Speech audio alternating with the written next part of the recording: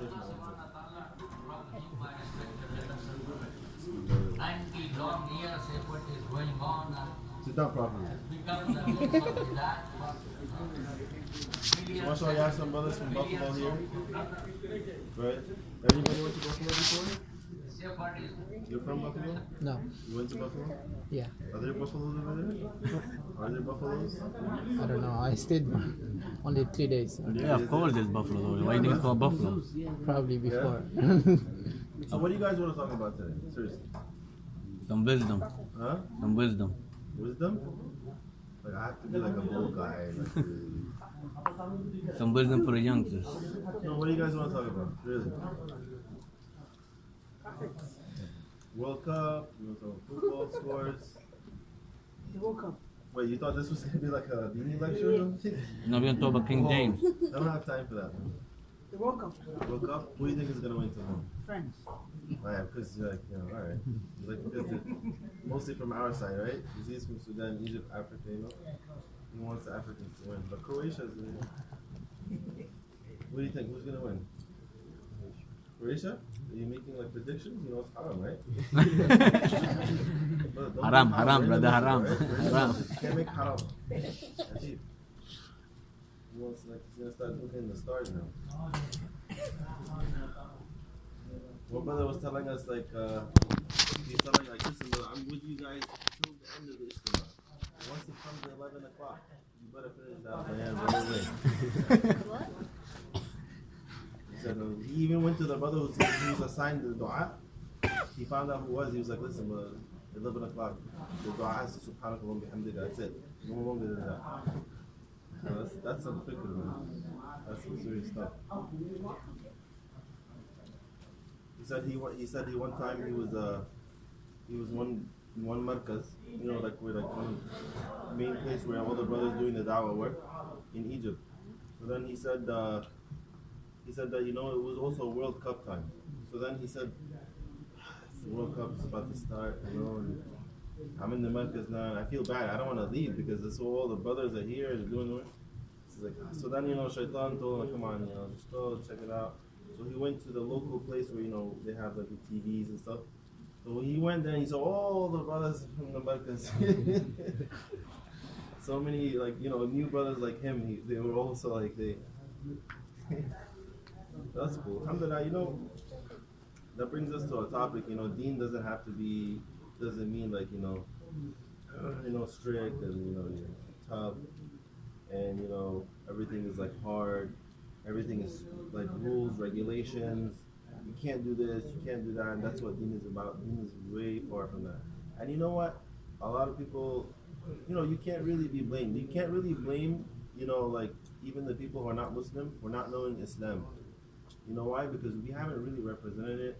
And unfortunately, and you're not going to point to anybody, but most, not all of, alhamdulillah, maybe some were not like that, but most of our parents didn't represent Islam properly. You know, it was like, you don't know what Allah's going to do if you don't study. You know, it's like most of the things. So, like, that's not deen, you know? Like, no, Allah's not going to punish you for that, please.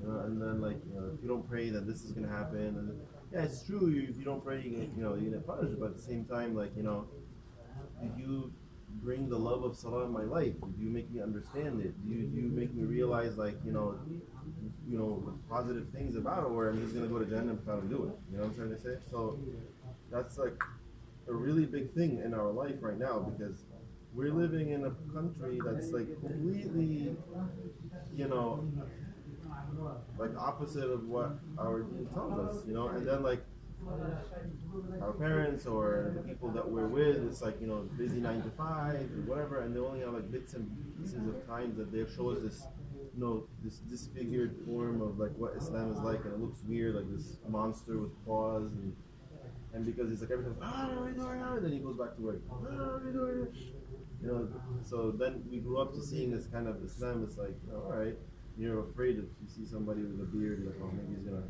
blow up on me or something, you know? Like how I'm doing, you know? So that's why, alhamdulillah, you know, at your age, this is like really important for you, you know, to realize, hey, what is Islam? What am I doing in this world? You know, who am I? Why am I even this much? Because hey, just leave. Get out of here. Why are you here? You know? No, not that much. But really, you should really start asking questions like, what is,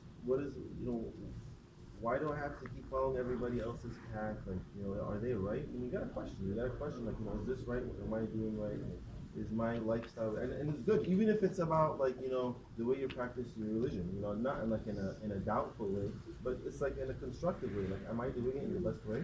Am I, am I learned enough? Like, do I know enough things? Like, wait a minute, I never learned anything about my deen. Why do I think that I know something? Like, I have never actually went there to learn. I mean, and look at me, like, say for example, you went to engineering school, right? And you're like, mashallah, 4 years you finish college.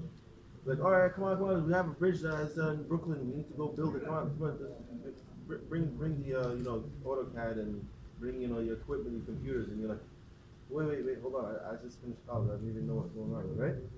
It's like, even though you did 4 years of studying, and maybe you did your master's also, you think you can go and like start being, like, building like a major construction? No way. You gotta be under like other certified engineers for like so many years, and you gotta have this certificate. Then first, like, you're like a junior designer, and then after that you're like a senior this, and then after that you're like and then they'll give you responsibility maybe of like some kind of project, right? So imagine that if that's like after so many. What about your deen? Like, if I never actually studied, all of a sudden I'm like a professional, I know everything about my deen. No, you really gotta spend time. You gotta make effort. Like, when you go to college, like, you know how it is, like in the final exam. It's not like, yeah, it's alright, I'll just go, inshallah, Allah's ghafur rahim, it'll be alright. Yeah, like, you gotta study, like, physics exams and physics exam, doing calculus, doing whatever other, like, major, astronomy, or you're doing some English exams. Some of these English exams are not easy too, right? So, same thing with deen. You gotta make an effort to learn it. You gotta make it, like, for example, Sayyidina Tufail al-Dawsi, radiallahu anhu, one Sahabi, when he came into Mecca, right, he was like one of the leaders of the Arab tribes. He was an extremely intelligent person. He was like the best in poetry. He was the most eloquent of all the people in speech. And you could say he was like, like a really high, like, type of the authors and like the people who like write things, and he was really, really high level. So he came into Mecca not being part of the people of Mecca. So the people of Mecca, they were all like, listen, when you go into Mecca, there's this madman, there's this crazy man, he's a magician, he's gonna tell you things that So they kept like putting like pictures about Islam in his mind. Oh, he's a terrorist. He's like this and he's this. So then he was like, oh really? So he got so scared. So even before going in Mecca, he's like, he put cotton balls in his ears. He's like, I don't want to hear him. He said, because if you hear him, his words are like magic, and it's going to captivate you, and it's going to make you like leave your forefathers' religion. So then he got this kind of like wrong picture in his mind about Islam. You get what I'm trying to say? You get where I'm going here?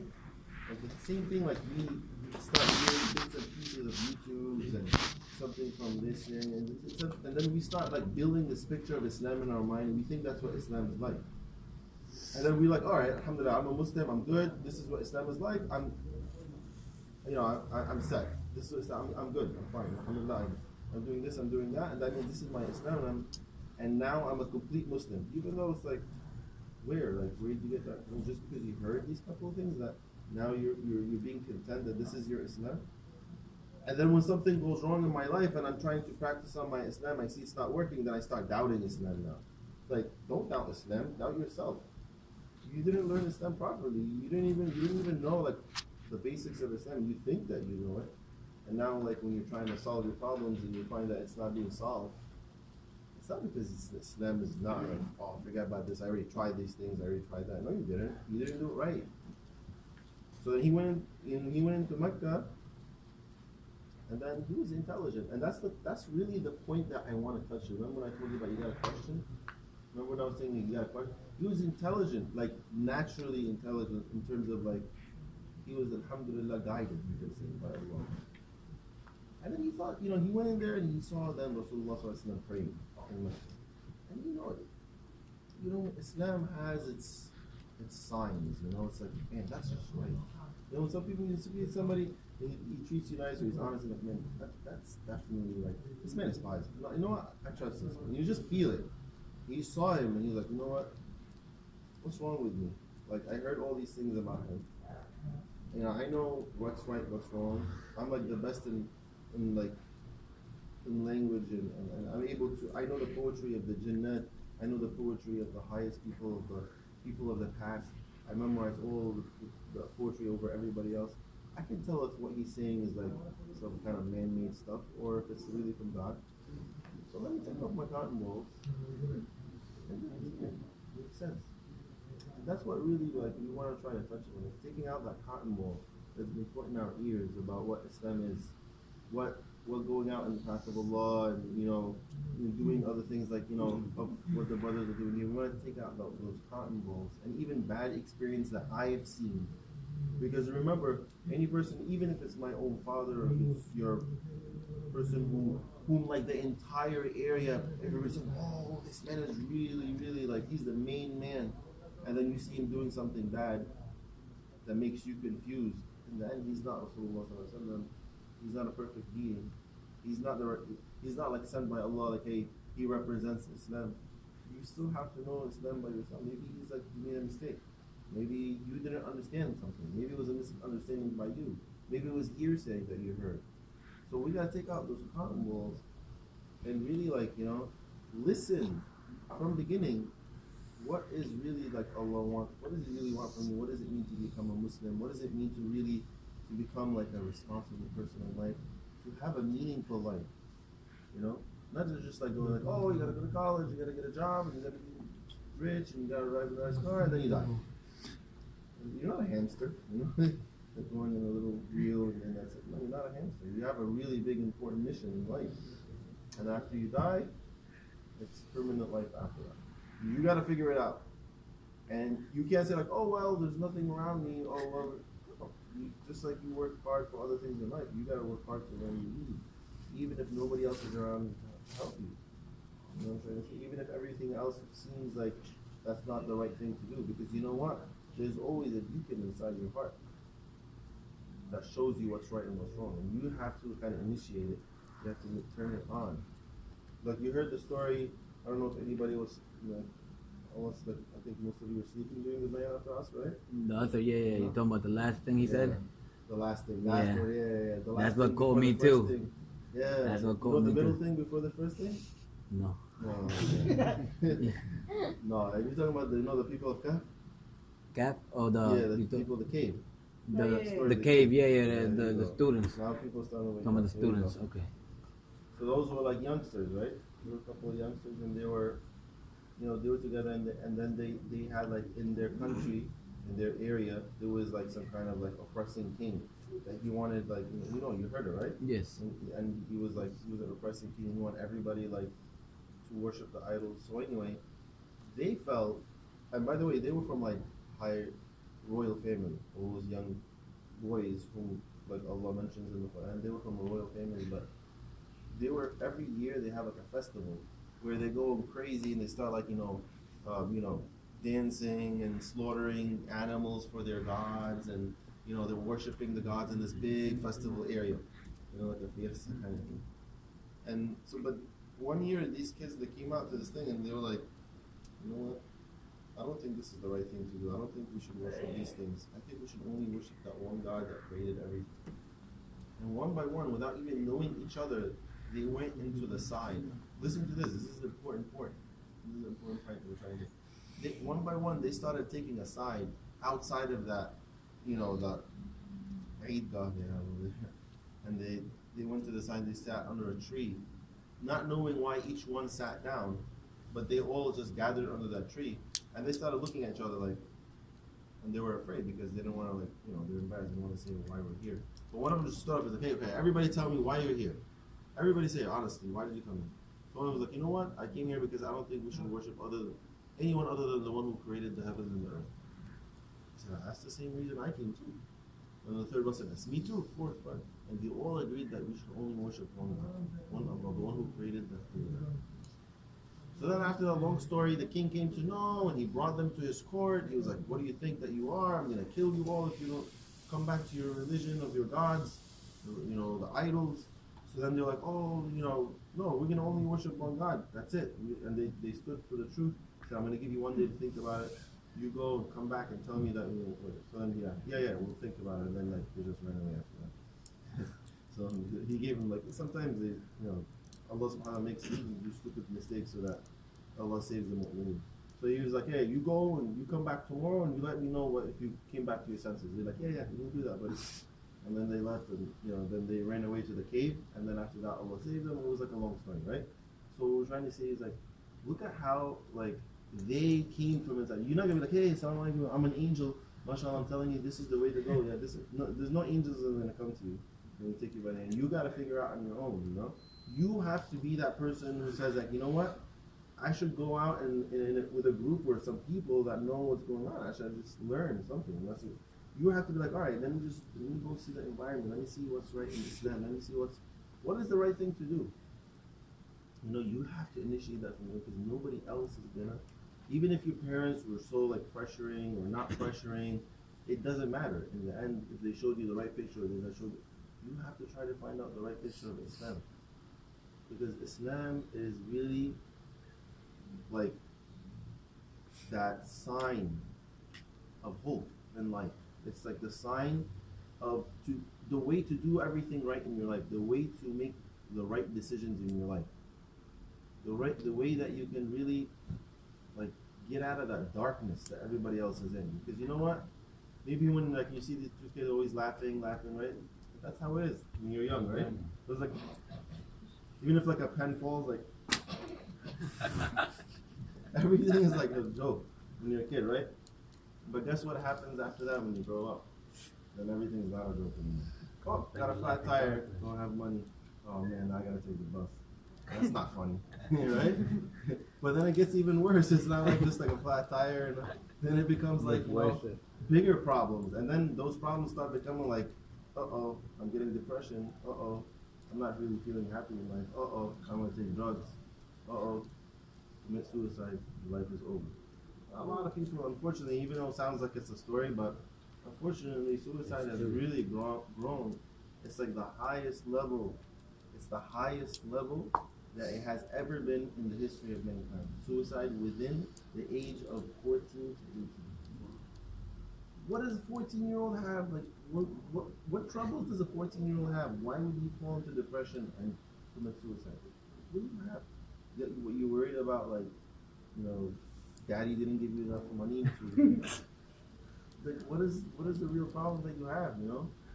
But that's the thing, you know, because when you're lost, you're lost. So things are funny for a little while, but then after that, you gotta be a man. You gotta be a decision maker. You're gonna go off on your own. Your father's gonna be like, get out, come on, you gotta go get married, you gotta get your own house. You know what I'm trying to say? And now you're like, oh, get this heavy burden on you now. You're picking it up, you know? Family, kids now, so then you gotta make the right decisions. And then you know what, sometimes just like that one shot. You get it right, you don't get it right, then you make the wrong decision. Ask a person, a young man who married a woman, a girl, because she looks hot, she looks like, look at her, she's good. She looks nice, I want to go after her, like she's really cute. You know, like, yeah, but she's not really religious, or she's not even Muslim. Like, yeah, I'll make her Muslim. I'll make her Muslim. And then after that, it's like, downhill. It's like, you want to go to what? The masjid? What? Get out of here. What are you talking about? I have a party to go to. Let's go. You know, she's going to pull you that way. How are you going to ever be like, you ever want to be like religious now? How are you ever want to like do something nice? Like, and then like, then when it comes to the kids, what are you going to do now? She wants them Christian, you want them Muslim. Or maybe she's not even, she's like, she doesn't want them to become like pious kids. Like, no, don't tell them, send them to any Islamic school. And you're like, come on, like, you know, like, no, fights, this, that, divorce. Then the kids go off, and then you're depressed, and then you're like going, and you get another girl, you get married to her, and after that, you're already used to this divorce mode. You're like, all right, divorce the second, the third. So you see these stories all the time, you know? Why? Because marriage is kind of like one of those one-shot deal things, you know? You get it right, you get it wrong, it's really like downhill, really, because it's tough. Marriage is tough, it's not easy. You gotta make the right decision. And Deen tells you how to make sure. That's why I'm trying to bring like the practical part of Islam here. Because Deen, you see, there's that part of it where it's like, yeah, pray, you gotta make the dhikr of Allah, you may be like, oh man, this is special, why am I doing this? Come on man, let me do something else. I got a Halo 2 tournament going on with my friends. Why am I gonna say over here? Alright, yeah, there's that part of it. But then you'll understand later on that these things actually like really makes you feel good from inside. But there's the other logical, like really you need it part, which is like, how do you make right decisions in life? Like how do you make those right decisions in life? And Islam really tells you from A to Z what to do, even if you don't realize it, even if you don't see it. Islam tells you what to do so you can live a successful life, even as a human. Like forget about being a Muslim. Like how to be a real successful person, how to raise your kids right, how you can become a responsible person, an honest person in society, how to protect yourself from being fooled by others, in business even. That even goes to how to go to the bathroom right, so you don't get diseases. Look at that. It's like even up to that, a lot of. I'm just giving you some examples, like 1% of examples of so many. Now imagine the other things, for the things like for afterlife, which is like even like if you make a mistake here in the dunya, let's say for example you get married to a woman, she ruins your life, she divorces, she takes all your money and it's horrible, right? Alright, what's the end of that? It's the end of that, whatever, move on, right? It's horrible, it's a big, really huge mistake, big trouble in my life, but then it's over. But what about if you make a mistake and then it's such a big mistake in the akhirah that it lands you in Jahannam? Right? That's not cool. That was a big mistake, right? That was a really big loss. So that's why Islam protects you from that. And that's the really biggest protection. Aside from all the other things. So we want to look at Islam really like being something that's my friend. The friend that never goes away. The friend that is always there when I need them. So don't lose my Allah, But to really feel like Allah's there for me. To really feel like I have a connection with Allah subhanahu wa ta'ala. And that's kind of like what we really try to attain when we go out in the path of Allah. It's like a little bit of you time. Just you. You and you. Just talking to yourself. Looking at yourself in the mirror. Because let me tell you, I know that age because alhamdulillah I was like young like you guys when I started. I was born and raised in America, And I was like 13 when I started doing like this work, whatever, And I know like the challenges, and I know the bad friends, and I know the pressures, and I know like the peer pressure. I know it, definitely, and that's the beauty of this, because it's so hard to change when you're with your friends that are with your, who know you, your old you, like, oh come on, you gonna be pious? Come on, get out of here, man. Don't start acting with me, man. Don't start to act like you're pious. Now you're gonna start talking to me about deen and religion. I know you. So it makes it hard for you. You can't really change. So when you go out in the path of Allah, you kind of like, all right, I'm going to forget about my old self. And nobody knows me here, or like most people are new or whatever. Or like whoever's with me here, they also wants to change, even if it's my friend. So it kind of gives you that new chance to change, to look yourself in the mirror, to listen to things that you're supposed to listen to. You were supposed to listen to it many, many years ago. And now you start building your life over.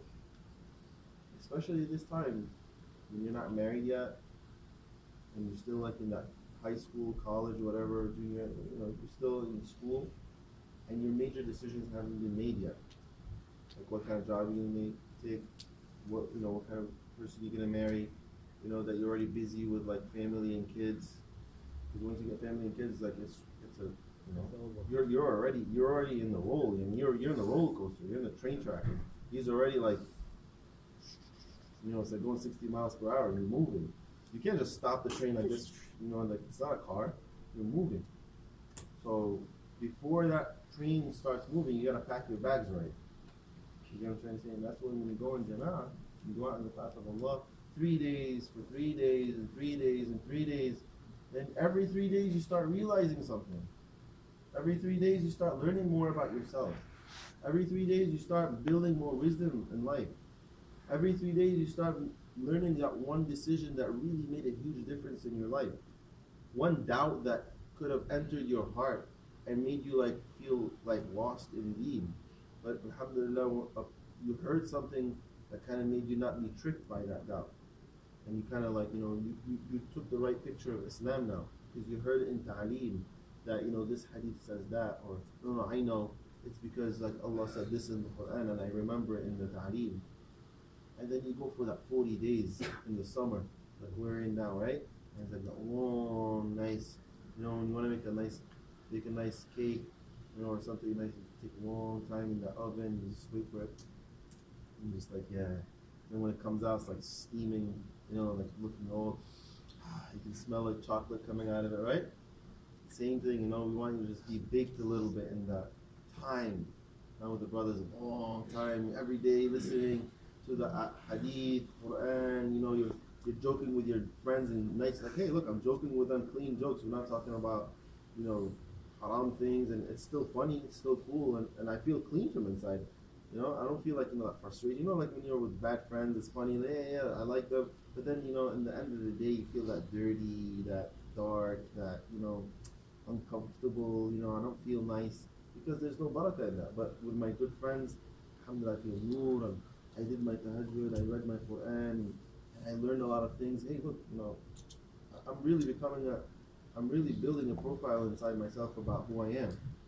And you're feeling great, alhamdulillah, and you're learning your deen 40 days, 40 days. And it's not that long, because in school, we stay like 8, 9, 10 years in school with all of that. But what about your deen, right? 40 years is not too long. And a lot of young people do it. And even more time than that, 4 months, alhamdulillah. But that's what we're trying to just speak about, is being real with yourself. Be real. Be real with yourself that I really need this. Be real with yourself that I really need to spend some time.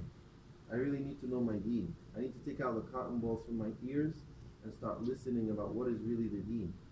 I need to become a responsible person for myself and be like those youngsters of the cave who came and they sat down and they said, you know what, this is wrong. I'm going to the right environment. I'm going to be with good friends like them.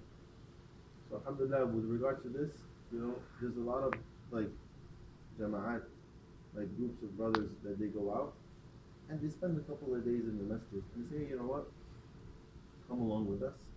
We can do some things, alhamdulillah, that Rasulullah sallallahu alayhi wa sallam used to do in the masjid.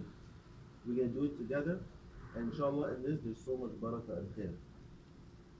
And one day in the path of Allah is better than 1,000 days other than the path of Allah. And one day in the path of Allah, Allah subhanahu wa ta'ala will teach you so much you will not even believe. So much reward. If you should just say one subhanallah in the path of Allah, you'll get minimum 700,000 trees in Jannah. Can you believe that? Minimum 700, how many? 1,000 trees. Imagine how big your garden is going to be. Huh? You'd be like, whoa, let me get my tasbih, man, 700,000. How huge forests you'd be making, huge gardens, beautiful, fruits and servants and everything you can ever imagine in Jannah. Anything you say is going to come to you. Anything, even before you say, I want one of those apples I was ate yesterday. That was really tasty. Just when you thought about that, you find the apple come to you. If you see a bird flying, like, oh, that tasty bird. Imagine if I get that roasted. Then right away that bird will come right in front of you as a platter, nice and roasted, like, mashallah. That's a really nice life. Better than any life that I can get here, right? But it needs for us to hear about it more, believe in it. Going out on the path of Allah will definitely give you that, inshallah. So we go together and listen to these things, a couple of days, 3 days, alhamdulillah. Try to bring more people from outside, try to work on them. I can feel the responsibility of the deen also, bringing the youngsters too. A lot of people in college, outside, in the streets, I can bring them to the masjid. Feel like I'm doing something important for my deen. I'm getting responsibility. So alhamdulillah, who went to Jamat before, like a couple of days? Whoever went, Who never went before? Don't be embarrassed. Never went. Don't be embarrassed. It's cool. It's not like you're telling us. Good? Yeah, alhamdulillah. So who went more than 3 days before? MashaAllah. That's a good number. Alhamdulillah. Okay, and how many just went 3 days or so? Just like around the 3 days only. Okay, so we have about 6 or 7 people fairly still need 6, 7 people. And other people will know a little bit more, alhamdulillah. But in the end, you know what?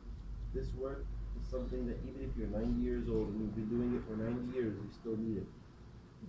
So inshallah, who's ready from here to say that, you know what, at least I wanna try this, inshallah, I wanna do this more. I wanna put my name, I wanna spend some time just to learn about this more, inshallah. And be part with the Jamat, we can go together and inshallah spend some time and learn the deen. Who says that I wanna try this, inshallah? Who said it? Stand up so we can write your name. This is not like, you know, we're going to take your number and we're going to come after you and give me your house number. We're going to be standing out there in the dark night with a mask. No, it's not that. It's just for you, your intention. It's just for you, Habibi. Give your intention. It's for Allah. It's between you and Allah. Stand up. When you stand up, that shows that you care. Standing up, that means you're showing concern. You're showing that, yeah, this is serious. Put the numbers too. You don't know how to please give your numbers. Numbers are important. No, I'm going to take the number and the address too. And the address. Take it faithful. No, I want to know where your bed is too because I'm going to be coming. So how much? What is your intent? No, it's just numbers we get so we can, you know, finally call you and say, hey, this is when we're going to be going out. Inshallah. Original. Oh, yeah, you ready from here? Good. I don't know what that means. No, like listen. Okay, yeah, just take the numbers. We're gonna give you okay, we need another person with a pen. Just be a little bit patient. So, I can get a picture. Chris, ready. Ready. Okay, you're ready from Buffalo, right? Okay, and you're also from Buffalo? You're also from Buffalo.